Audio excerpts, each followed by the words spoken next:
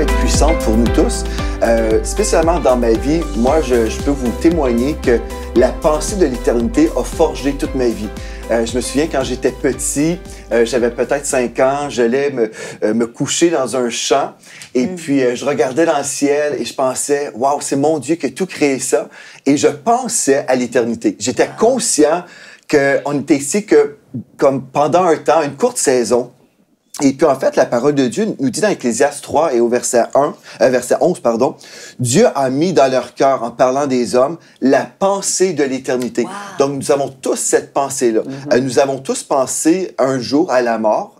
Dans la version Bible du Sommeur, il est écrit « Dieu a implanté au tréfonds de l'être humain le sens de l'éternité. » Donc, certaines personnes diront qu'ils sont athées, par exemple, mais en fait, tout le monde a déjà pensé à l'éternité. On a tous réfléchi à la vie après la mort. Et puis, pour moi, j'ai toujours vécu avec cette pensée-là. Et comme je vous ai déjà dit, la pensée de l'éternité a forgé ma vie dans le sens que je voulais prendre des décisions qui étaient pour avoir un impact éternel.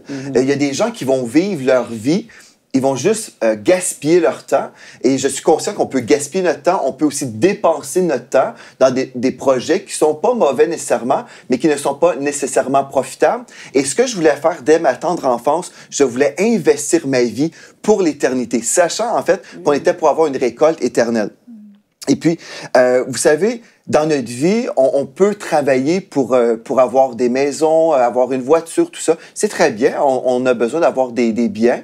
Mais en même temps, si on pense à l'éternité, on va réaliser que on va laisser toutes ces choses-là. On va laisser ces choses-là derrière nous. Donc, ce qu'on veut faire, c'est travailler pour une récompense éternelle. Et puis, si je pense, par exemple, à un homme, je vais vous mentionner un homme, et puis vous me direz, vous pouvez réfléchir à la maison, parce que vous ne pourrez pas me parler, mais vous pouvez parler, mais je ne vous entendrai pas. Le nom Emil Jannings. Emil Jannings. Est-ce que ça vous dit quelque chose, ce nom-là? Non. Vous allez dire, non, probablement pas. En fait, c'est l'homme qui a reçu le premier prix Oscar en 1929. Et puis, bon, cet homme-là était célébré par les gens. On l'a acclamé. Il a gagné le prix comme étant le meilleur acteur ou comédien. Et puis, on peut dire, waouh, cet homme-là a connu le succès à son époque. Les gens étaient là, bien vêtus. Il était bien vêtu. Il a reçu son Oscar. On l'a acclamé. On a pris des photos de lui. Et 89 ans plus tard, on ne connaît même plus son nom. Et vraiment, c'est ça. Emil Jannings. Mais qui est cet homme? Et j'ai dû faire une recherche sur Internet pour découvrir le nom de la première personne qui avait remporté le prix Oscar en 1929. Donc, ceci dit, les gens qui l'ont acclamé sont décédés. Lui aussi, il est parti. Et même son Oscar, je ne sais pas si on peut le retrouver à quelque part, mais en gros, cet homme-là est disparu. Et on va dire, mais quel est le fruit de sa vie? Est-ce qu'il a travaillé pour l'éternité? Et en faisant une petite recherche sur sa vie, j'ai découvert que cet homme-là était un nazi aussi. Donc, forcément, on peut conclure qu'il a gaspillé sa vie aussi, là, même s'il a fait des films. Donc, moi, ce que je veux faire avec ma vie, c'est réaliser que la personne que je dois plaire, c'est vraiment le Seigneur. Je dois vivre ma vie pour plaire au Seigneur parce que c'est lui, en fin de compte, qui va juger ma vie, voir si j'ai bien investi ma vie. Et puis, c'est ça. Ça fait que si je crois, OK, je veux investir ma vie pour l'éternité, si j'ai un problème aujourd'hui, parce que nous avons tous des problèmes, bien, je vais toujours vouloir remettre les choses dans une perspective éternelle.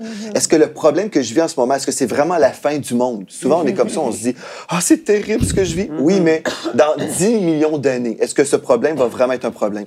Si on ramène toujours les choses dans une perspective éternelle, bien, gloire à Dieu, on va pouvoir se réjouir et dire, « Ah, mon Dieu est plus grand que cette chose-là. » Ce que je veux faire, c'est garder mes yeux sur le Seigneur, je veux garder mes yeux sur le prix que je veux remporter.